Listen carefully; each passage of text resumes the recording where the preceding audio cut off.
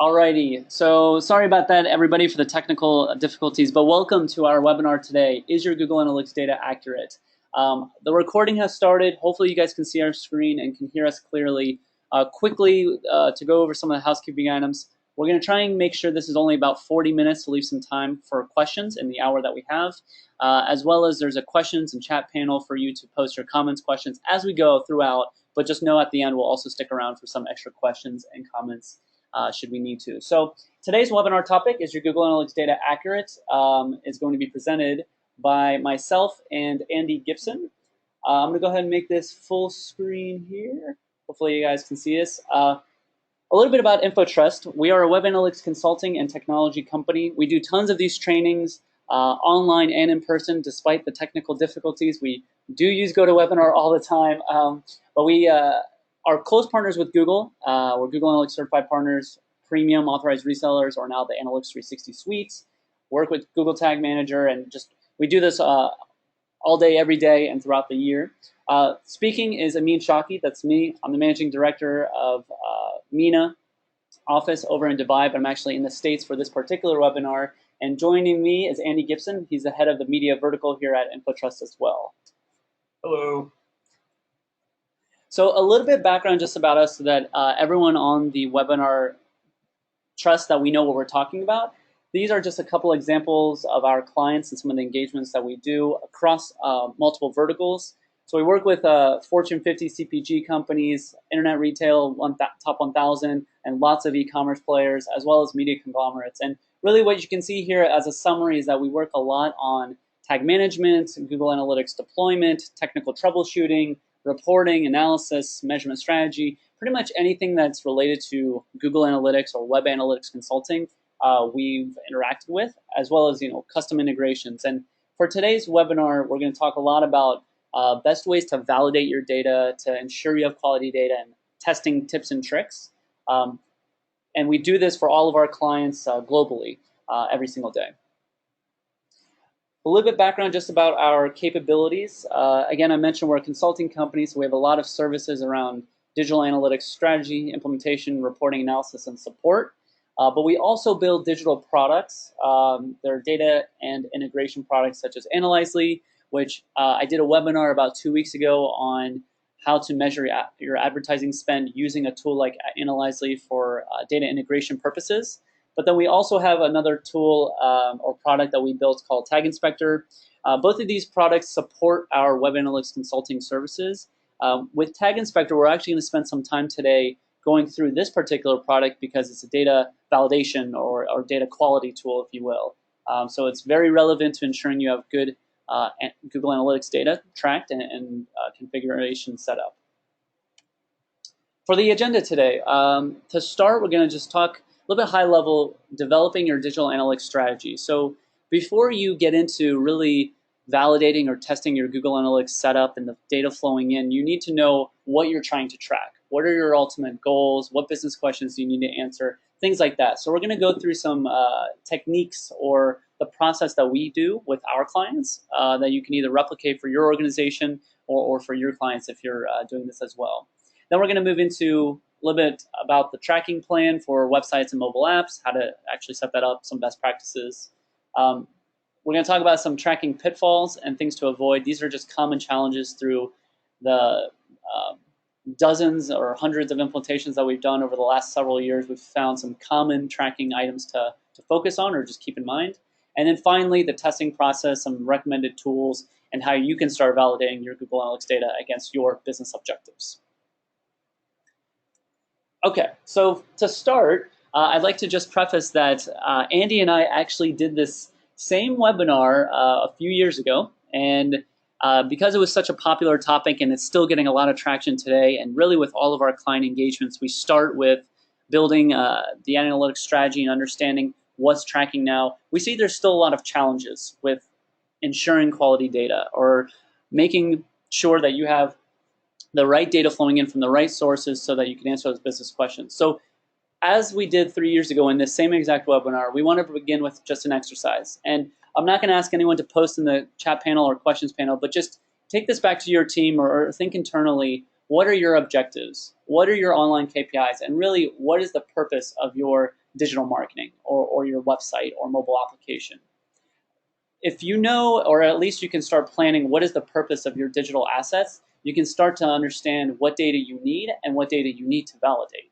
So this is always the exercise that we begin with is why do your digital properties actually exist and what are your goals online? Not just Google Analytics goals, but just in general your business objectives when you're working with digital marketing. Another good question that we have on here is, can you define the metrics that you need, both short-term and long-term? If you are using just Google Analytics in the most basic form, just with the standard JavaScript or standard SDK, you can see some basic metrics, but if that doesn't really answer your business questions or give you measurable actions against your KPIs, then you might want to start thinking about what other metrics you need. What we're going to talk about today is kind of testing both the basics, the standard dimensions, standard metrics, but also the custom dimensions and the more advanced capabilities that you can do with Google Analytics as well. As far as our process, whenever we begin engaging with an organization, we typically go through a 3-stage process to help them deploy a new measurement strategy, starting with understanding the business requirements, the business needs, and really what are the goals of the organization. So the previous slide, I displayed some of the standard questions that we begin an engagement with. What are your goals online? What are you trying to achieve? We like to start with that because that gives us a little bit of a guide on where we want to get to with an optimal analytics deployment or analytics implementation. From there, we typically perform an audit. This is just the standard process that we follow. So we review the website, the mobile app, tracking actually on those, Google Tag Manager or a tag management system, if you have that set up, the configuration there, as well as in Google Analytics, the reports that are set up, the views, the filters, all these things that we'll talk about as well. And we look at all of that together to build the analytics architecture. So again, starting with the goals and the things that you want to track first, consolidating the requirements, understanding what you currently have in place, and then identifying the gaps.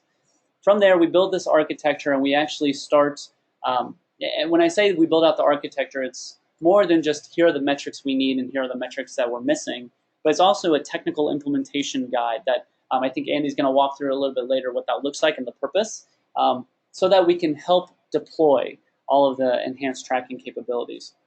So the stage 2 is really working with IT to bridge the gap between typically marketing or business or management needs from a data perspective to actually collecting that data on-site or in-app.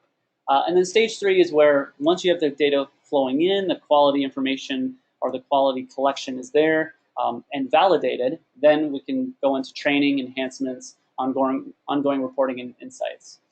Typically, when we start working with clients, they're already trying to do some reporting and insights, but they have no confidence that the data is good or quality, so they skipped stage 2. They just trusted that their IT department deployed everything, but their IT department also had no insight to what the business goals or the business needs or the marketing requirements were. So there's a little bit of a disconnect, in multiple stages, and that's why we go through this process so that the ultimate insights are based on good data, not just the data that you have. So step 1, a little bit actionable takeaway, I guess, from this webinar as far as the way we do things. When we try and determine the needs or when we enter an engagement with a client, we really want to understand what are the goals and what are the values with this organization. So we put together some documentation, typically in some kind of project management tool, or in this case, in the screenshot on the left, it's a Google site, where we just organize all of the information, all of the initial requirements gathering and surveys that we might give the business teams so that we can better understand what is the ultimate goal or what should be the ultimate setup and metrics that are collected.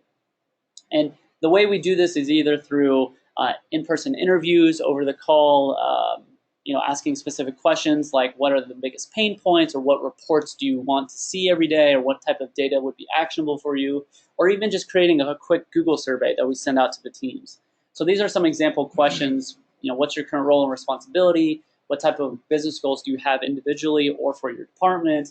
And what tools do you currently use to make decisions? By understanding this information, you can begin to see, okay, this is actually the data that we need. So One big thing that we don't actually mention in this webinar is when you're validating your Google Analytics setup, it's important to note you should only validate, or at least start with validating the key metrics that actually people will use. A lot of our clients, when we start working with them, they track so much and everything that they could possibly track, but 90% of it, no one will ever use. So what's the point in spending time and effort validating that or tracking that even, when you can focus on the 10% that is important, that can drive the most value in your organization? So the point of determining the needs in this step is, the reason we spend so much time here is because we want to be very focused on what we're trying to collect and validate against. From that, we can begin to build the wish list or the KPIs within an organization. This is a screenshot actually from one of our standard documents that we put together for our client engagements. We call this our master guide. And you can see with the tabs here, it starts with the wish list, which is our term for just the requirements or KPIs with the business. So after we do all the interviews, send out the surveys, and try and understand what is the most valuable type of information your organization would need, we actually put it out here as far as the description of what you need, a little bit of requirements of detail, and we use this to start thinking, okay, if the organization wants more sophisticated attribution modeling or to understand where to put their marketing dollars or invest, these are the type of reports that would give that information. So how do we collect the data in between? And that's kind of what we're going to be talking about a little bit later here. But it's important to jot these down. So not just having conversations and talking with your teams, but actually jotting it down, placing it somewhere, and sharing it so everyone knows exactly what the goals are of the organization. That's what's really key here. And then, of course, with our engagements, we have more things that we check out. So I mentioned step 2, or part of step 1 is an audit. So that's what this Google Tag Manager structure and audit entails. Events, what are you actually tracking now, which ones are required, which ones can be dropped, etc. So documentation is key. That's all we had for the analytics strategy from an overview perspective. Again, happy to answer any questions or go into that more thoroughly. But for now, I guess I want to pass it over to Andy to talk a little bit about actually building your tracking plan. So taking those requirements, your strategy from step 1, and putting it into practice with stage 2. Right. Thanks, Amin. So yeah, so you've talked with either your internal team or your clients, and you've gotten a wish list, a lot of their KPIs, everything that means something to their business, a list of what they hope to be able to track. So really, what's the next step with that? Well, it's going to be outlining that tracking plan for your website and or your mobile app. So essentially, the tracking plan is going to be created not only for your marketing team to understand what specifically needs to be tracked and why, but it's also going to be extremely helpful for your IT or your development team, so they actually know what they need to actually be doing on the website or on the app. So if you think about it, 99.9% of the time, your marketing team is not going to be setting up the tracking. It's going to be your IT or your dev team. So they need some very specific instructions and examples of what they need to actually do on your website or your mobile app. So I just want to preface that as well with, we're not going to focus too much on actual creating the tracking plan, what that entails. That's certainly readily available. If you look up Avinash Kaushik, he actually has a bunch of information on measurement strategy and creating that tracking plan. But we did want to cover it because it is important when you start thinking about data collection and data validation. You need to first understand what data you're collecting and why. So in this instance, we wanted to go over a little bit at a high level. I know this is probably a little bit more sophisticated than really anybody needs to know, but did want to cover how Google Analytics actually collects that data. So obviously, if you're trying to create a tracking plan, you need to know what, by default, Google Analytics is going to be tracking and how it works. So if you think about you as a user, you might be visiting a website or a mobile app. Your website or your actual mobile app is going to load on your device, so on your desktop computer, on your tablet, on your mobile phone. Google Analytics for websites is going to be a bit of a JavaScript snippet, so it's going to be a couple lines of code. You add that to every single page on your site, and then once a user actually goes to your site, Google Analytics is going to actually fire that JavaScript code. And what that's going to do is it's actually going to either create a first-party cookie on your web browser to identify you as a very unique number, so it's going to be a very long string of random numbers that GA will essentially use to identify you as a unique user, or it's going to already read from that cookie that's already been there. And that means if you've already been to the site, that cookie is going to essentially be on your browser already. So once that's done, it's either reading from that cookie or creating that cookie. It's actually going to send a 1-by-1 pixel, so a GIF hit is going to actually be sent to Google servers, and that's going to include information specifically on you as a user. So where you're coming from geographically, what type of browser you're using, what type of device you're using, how you got to the site. So if you came from Google organic traffic, or if you came from paid search or something like that. And then that information is going to actually be sent to Google servers where it's going to be aggregated. So when you're actually in Google Analytics and you're looking at the reports, you're actually pulling that data from Google servers. So that data is being populated into the reports, and now you're looking at information on whoever that user is, where they're coming from geographically, and so on. So just wanted to cover that at a high level, but just know that is really at a high level how Google Analytics works. So the different types of data that you can collect in Google Analytics, by default, there's going to be over 250 dimensions and metrics that are collected already by just installing either the tracking code in your on your website or in your mobile app.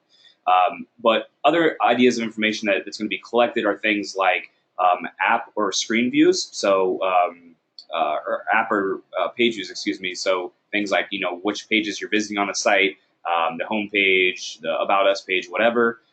You can track events, transactions, and social hits. Those are additional types of tracking that you'd have to implement with help of your IT and development team, and we'll kind of talk about these here in a little bit and how to test those things. For a lot of the Google products, there's a lot of integrations available with Google Analytics or the premium version of Google Analytics. So if you're thinking about if you use AdWords, you can actually integrate AdWords with Google Analytics to pull in AdWords data into your GA, so now you can understand not only how many people are coming to your site from AdWords, but also what they're doing once they've gotten to your site. The easiest way to think about that is if you're an e-commerce client and you're spending $1,000 on AdWords each month, you want to know how much money AdWords is actually bringing into your website. So ultimately, how much revenue is that producing for you? And also the demographic and interest data. So Google Analytics actually has the ability to leverage the double-click third-party cookie. So if you think about the Google Display Network, that's where the information is actually coming from, the data. The Google Display Network is a list of millions of websites across the web that are part of the Google Display Network, and they serve ads and get paid for it. So Google is actually able to, with a certain percentage, understand what those people are doing, where those people are going on the web, and then really build out a profile on your viewing habits. So Google is able to say something like, we think this person falls into the age range of 18 to 25. They typically visit a lot of sports and news sites, so we're going to label them as a sports and news junkie. It's not going to collect any personal identifiable information, but it's going to bucket you in different types of demographic and interest data. And that's useful if you turn this feature on in Google Analytics to understand really what types of audiences are coming to your site and what types of content are they interested in. Universal Analytics is the newest version of Google Analytics, and that's come about in the last couple of years. It has a lot of additional data collection ability, so you can actually send really information from any type of system that can connect to the internet into Google Analytics. So another easy example of this to think about is for retail stores that have point of sale systems. You can actually send that point of sale, that transaction information from a store into Google Analytics to say, okay, we know this specific person, and we'll say they have a user ID of 1234. They came to the site. We spent $250 advertising to them. They didn't make a purchase on the site, but they ended up making a $500 purchase in our store. So that's very helpful, obviously, for identifying that ROMI, the return on marketing investment. And some examples of things you can do with Universal Analytics, CRM and user data. You can import things from your CRM system, attaching it to a user ID saying, these are people that we've talked to in the past in our CRM system. Spend and cost data, you can actually import a lot of that into Google Analytics. And that's what our tool Analyzely does that Amin has mentioned before. Authoring content data from your CMS. So if you're a content website, you can actually upload a lot of additional information on the content that's being consumed. So you could do things like segment based on specific authors or story types. And then we've talked about the point of sale system. And so, as Amin mentioned, Analyze is actually a product that can automate that data import process. So if you've been in Google Analytics before, you know when you look at a report, it's going to be a combination of dimensions and metrics. And so when we mention that by default, Google Analytics is going to collect over 250 dimensions and metrics, this is an example of some of those and what those are. So really a dimension measures, or a dimension describes the data, so specific data points. So it could be demographic data, like where a user is coming from, the city or the region. Referring traffic source, so where they're actually coming from on the web, how they got to your site, browser type, operating system. These would all be examples of dimensions within your reports. And then metrics are going to be the numbers or the percentages associated with that. So things like sessions, users, page views, time on site, bounce rate, all these would be metrics.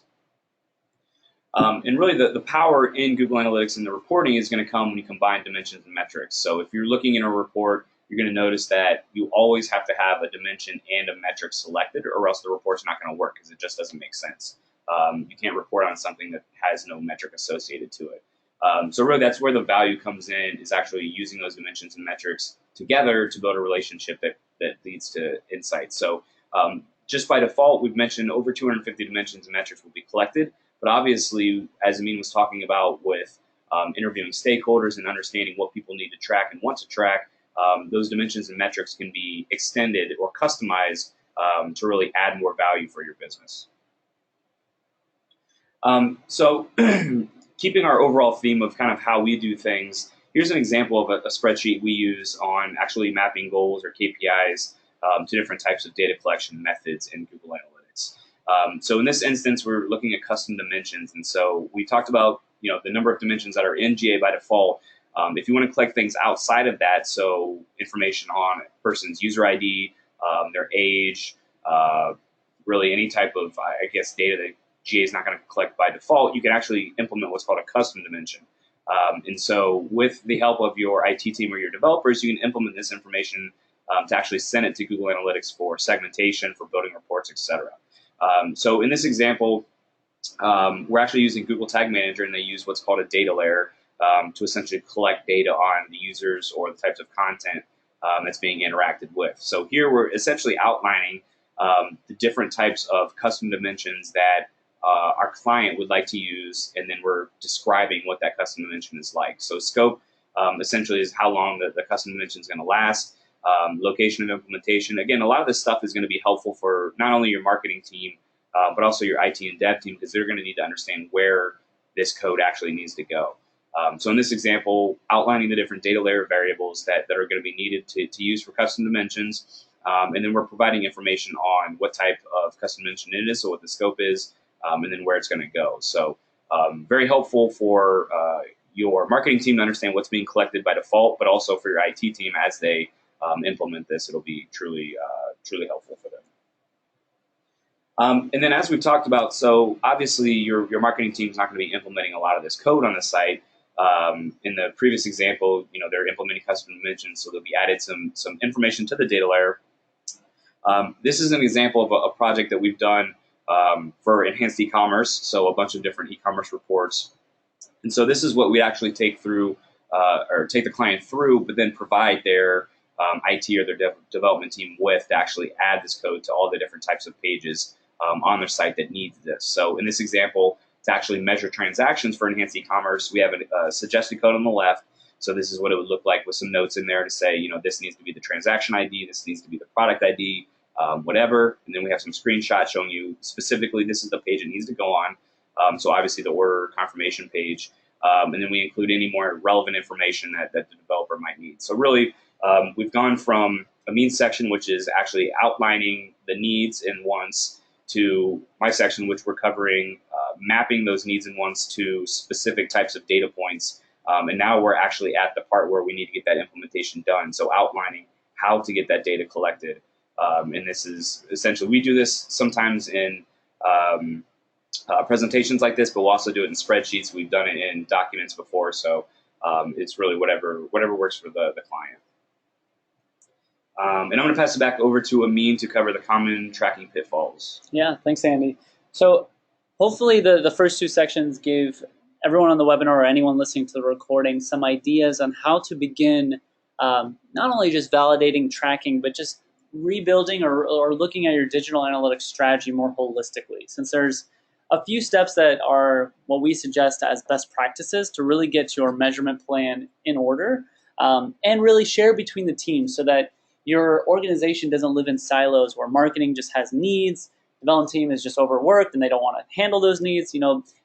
Data is the thing that can essentially bring teams together, and really the processes that we've outlined before is going to help development and marketing understand how things should be set up, how things are set up, so that if there's ever a question like, is this data accurate, or where are we getting this data from, the entire organization will know because you have all the documentation in place that explains this. But that being all said, let's get to the good stuff, common tracking pitfalls. And some of this might resonate with those that are on the webinar or listening to the recording for things that you might have seen. But if you're also just curious on other things that you need to take a look at or be aware of, then this is the section from our experience of the common things that we see as issues with GA deployment or just measurement strategy in general.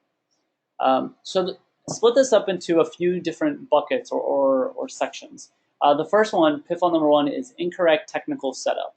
So even if you have really good documentation on what KPIs you want, what business goals you have, and your development team actually starts implementing, there are still some common challenges that can arise. The first one, which is basic but still significant, is if your digital properties were set up to be tracked separately or together and you're not aware of how it's set up. So for organizations that have mobile apps and websites, if they're very, very similar, it might be worth considering tracking them together in a single property so you get more holistic view, total users, total revenue, total sessions, things like that. Where if you were tracking them separately and you were only looking at one particular property or one particular view that was only for the website, and you are not sure why it doesn't match your backend data system for total revenue, it might be because you're missing some platforms, just because the technical setup split them up. Or if it looks like GA is super inflated, it might be because, again, you're aggregating a lot of different platforms together and your backend system might be splitting them up. So just knowing which way your properties are set up on what different platforms is important there. The second biggest, probably the biggest thing that we've seen throughout the years is tracking code or snippet is just not present on all pages or screens if you're talking about apps here, including subdomains. So that's probably one of the easiest things to fix, but also one of the most common items that's usually missing for any kind of GA deployment is just missing tracking or inconsistent deployment of Google Analytics. So things like tag management systems help with this, but even those could be missed on some pages and thus have broken tracking. We're going to talk about it a little bit later, but Tag Inspector, our tool, helps the Tag Inspector scanner component helps identify this particular issue or isolate where Google Analytics may be missing across your websites or digital properties. The next one is inflation of hits. So if you have Google Analytics deploying multiple times on the same page exactly the same way, then you probably have way more page views than what you really have, and it could also mess up your bounce rate calculations, sessions total calculations. Really, all metrics rely on at the foundation, the hit that comes in. So if you're firing 2 duplicate hits on one page, you can understand how your metrics are all going to be messed up besides just inflating the page views or events, etc. So that's something that we also like to identify. We're always surprised that sometimes the most sophisticated organizations have the most basic issues, such as just double tracking. The next couple items are maybe a little bit less common or more sophisticated issues or pitfalls as well, like virtual page views, which essentially is like a simulated page view. If you have a site that doesn't reload the URL or reload the page, but it brings up different content as users interact, like through Ajax or some kind of dynamic content serving, you might want to use virtual page views. But if you go overboard with them, then you, again, might be inflating the number of hits you have, and it just gets a little wonky if you over-collect on that. GA has gone through an update in the last couple of years from just regular Google Analytics to the new version called Universal Analytics. The old Google Analytics tag way back when is called Urchin. If you haven't touched your Google Analytics deployment for over 5 to 7 years or so, then you have old deprecated code that might not work or works inconsistently. So the newest and latest and greatest technology, Universal Analytics, or using something like Google Tag Manager and GA through that is more efficient and will collect much more accurately. And then the last thing, this is probably the most advanced pitfall as far as technical setup goes, is you might be tracking page views and events and everything well. You're not duplicating any hits, you're not missing any pages or screens, but still within those individual hits, like on page views or different events that you're tracking as users engage, you might miss certain data attributes within those hits. So the example here is with enhanced e-commerce, which between Andy and I, have done probably over 50 implementations in the last year for different e-commerce organizations. And the implementation for enhanced e-commerce is a little bit more advanced, where a simple click on an add to cart button, for example, you might have the standard 3 dimensions of event category, action, label, the standard data attributes that you would collect when someone engages with that. But with enhanced e-commerce, you need several more around that particular product, the brand, the category, the ID, all these different items that power certain reports in Google Analytics. So if you're missing any key data attributes, some reports might be broken, or you'll see a lot of zeros for certain metrics. So there's key data attributes that you also need to keep in mind. Pitfall number 2 is the admin setup. So in Google Analytics, when you're setting up the actual user interface, when you create a new account or a new property and set up some views, there's a bunch of issues that could occur. So I'm not going to go through each one of these specifically or in detail, because this is more reference for you, some things to check on.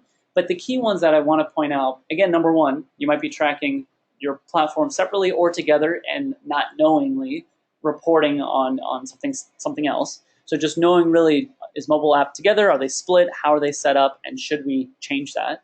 Also, number 5 I want to talk about, because, well, before we get to number 5, number 2 is probably another really, really big one. Reviewing your filters is something that we always do, and we always find issues with new organizations, because someone might have set up a filter, left the company, the site changed, and the filter's broken. Or they attempted to set up a filter and it just didn't work, but no one really tested or validated. Is the data coming in still? Is it accurate? So filters are a big thing to review, particularly if you have a lot of them and they're not clearly named. The next big one is number 5, which is bot filtering or spam filtering. Overall, Google Analytics does a pretty good job of trying to not track bots, but there's ways that you can filter these out. A really easy, quick win is within any view in Google Analytics, there's a checkbox to exclude the majority of bots that Google knows about. But there's still a lot of documentation. I think we even have a couple blog posts all about bot filtering, spam filtering, and how to clean up that kind of data so that you only have true users or true consumers or customers coming to your site tracked in your analytics platform. So no random bots like search engines or anything like that. The other items, I guess, 6 and 7, those are pretty important, because we do see issues there where if you have your organization coming to your site a lot because you're an online business or something like that, if you're not filtering internal traffic, then you might be overinflating, your true session count. So it's good to separate your internal team, your internal organization from your actual customers. And then the last thing that I want to highlight, without going into all of them, is just time zone. This could be an issue because by default, when you create a Google Analytics property and view, I think the time zone is set to Pacific time because that's where Google is headquartered. So it just by default sets it there. And it doesn't really tell you to change it. It's just automatically set. So in the view settings itself, you can change it to whatever your specific time zone is, so that as a hit comes in from your website, it's shown as the correct time in the reports.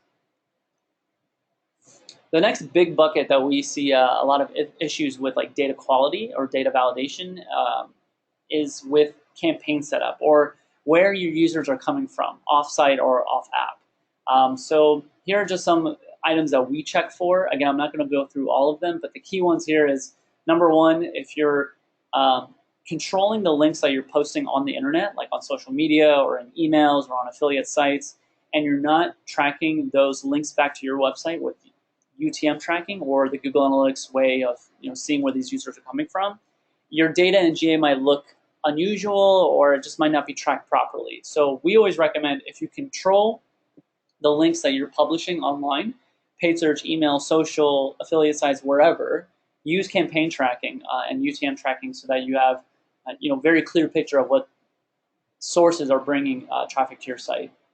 I guess I'm going to skip down number 4. That's another big one. If you don't have Google Analytics and AdWords linked or linked properly, you might have a lot of weird data in those reports, like campaigns with sessions that are labeled as not set, or missing cost data, like Andy mentioned before. If you want to see the spend of your AdWords campaigns brought into GA without them auto-linked, you can't see that.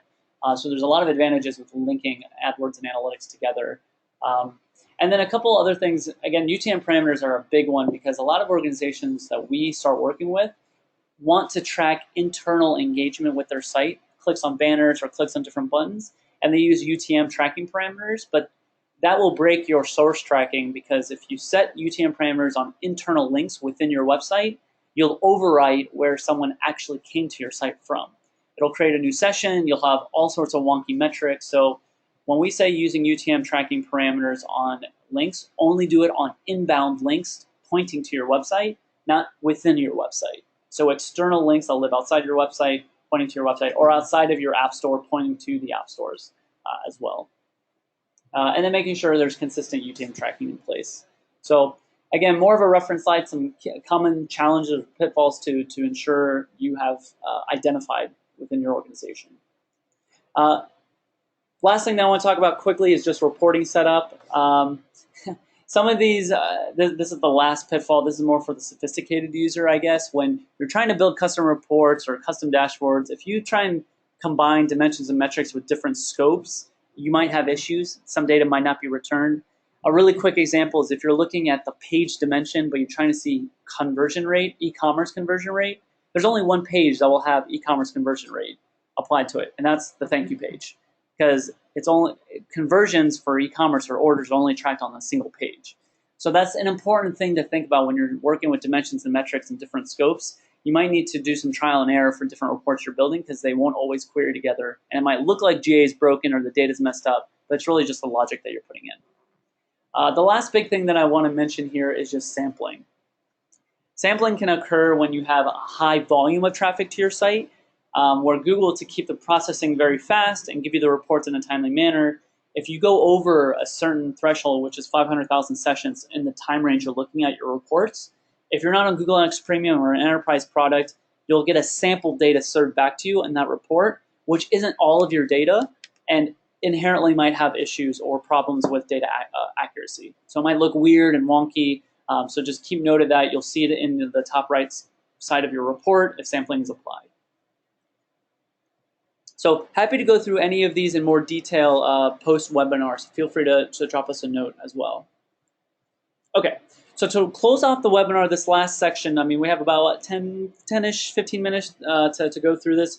Want to actually give you guys some takeaways for the testing process and some auditing tools. So testing GA, there's several ways that we recommend using or validating Google Analytics. So if we were to sum up the entire webinar in one slide, might be this as far as different ways you can test GA, assuming you've done all the pre-work. First thing is using GA Debugger Chrome extension. Andy's going to walk through a little bit of how that works.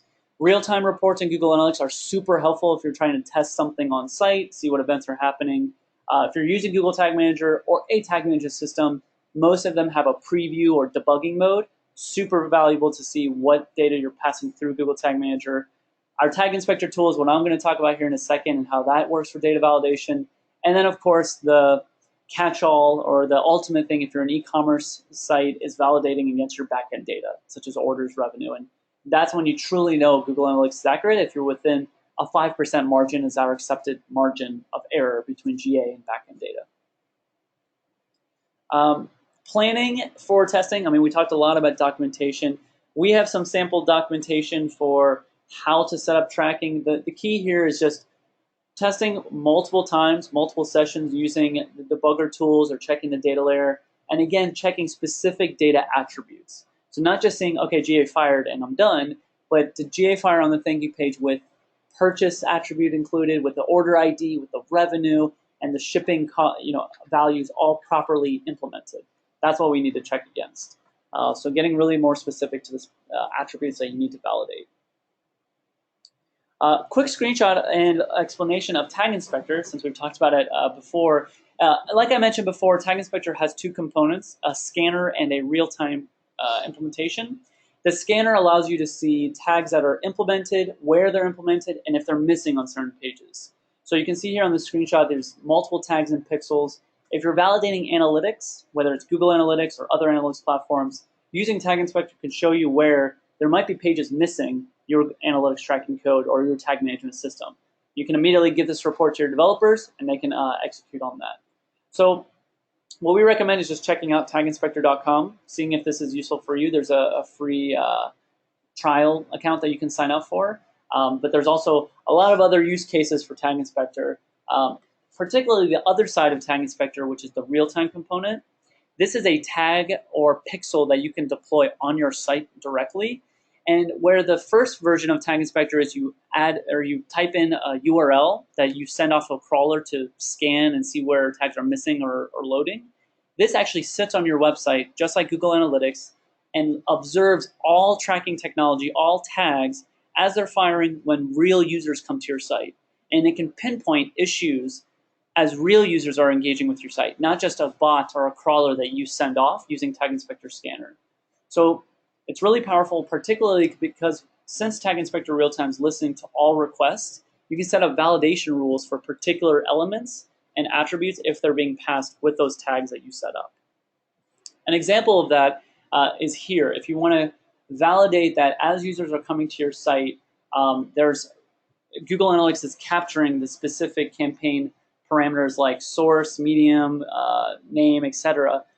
of your campaigns bringing users to your site. You can set it up in Tag Inspector Real-Time. So this shows in this screenshot here, anytime this landing page is hit coming from Facebook.com, we want to make sure these campaign values are added and passed into Google Analytics. So we're validating Google Analytics that Facebook was the source, which is what CS parameter name is.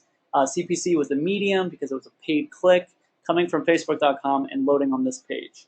So it's really sophisticated and gets down to the very nitty-gritty so you can start validating your setup.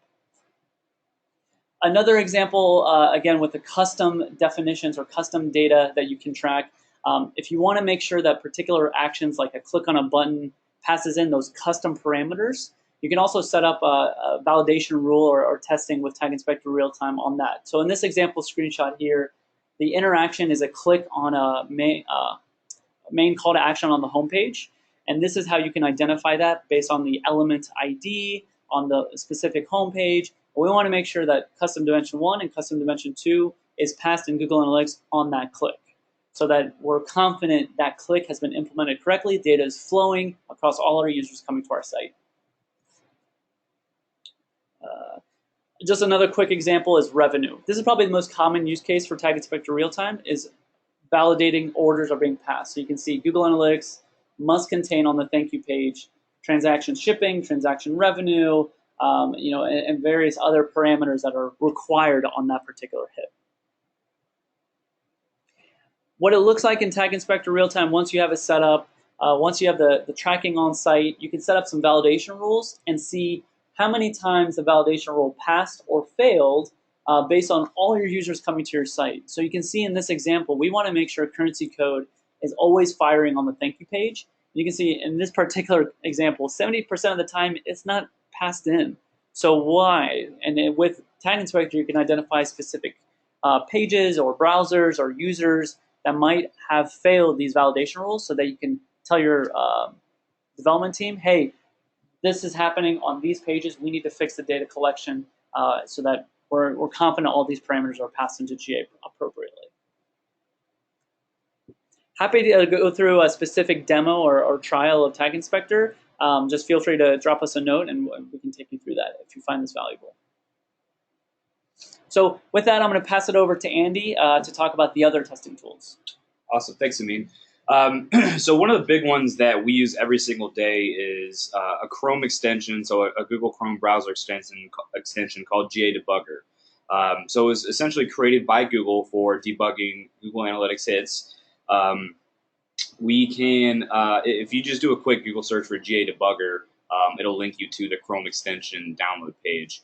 Essentially, you add it to your browser. and it'll actually open up in your browser's console window. So if you don't know how to do that, you can essentially right-click on the page of your website somewhere, go to Inspect Element, and then switch over to the console. And then it'll actually perform, once you perform the actions that you want to track, so let's say I go to a new page, it'll actually print out what that specific hit looks like, all the information that's going to be going with that hit, and then send it to Google Analytics. So you can actually get a printout of every single hit that's going to go to Google Analytics to ensure that, yes, this specific event's tracking correctly, yes, this page view is going through with the custom dimensions that we set up, and so on. So the first example here, download the GA Debugger extension. We have a link there that will actually give you a copy of these slides so you can download it. In Chrome, you're going to go to your developer tools, click on the console tab, and then you're going to check the preserve log checkbox. So I'm not sure if you can see, but that section right there, essentially that means that when you go to a new page, the log that you've created of all those GA hits, it's not going to refresh and delete those. So it's just there for you to constantly look at. So then here's an example of actually testing something on marthastewart.com. So we're using the GA Debugger, and we're just looking at an example of a page view that's going through. So you can see here the actual page view that's going through. We have content groups, we have a couple dimensions set up, and then a lot of that information in that hit is actually just going to be collected by default by Google Analytics. So we mentioned the 250 dimensions metrics that'll be available by default. These are some of them. So if we're looking at this, we can see dimension 19 is going to be EN, so that's the actual language of the browser.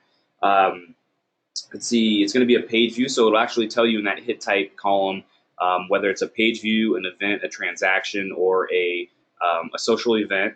And then it's showing you the location, so what page you're actually on. So all this information is what's essentially being sent to Google Analytics. And then the tracking ID is a big one too. So this is actually telling you where this data is going. So you want to make sure that if you have multiple Google Analytics tags on the same page, you want to make sure that for the one that you're testing, it's actually sending to that correct UA number. And one quick thing, just to jump in here, we mentioned one of the common pitfalls was duplicate tracking of Google Analytics.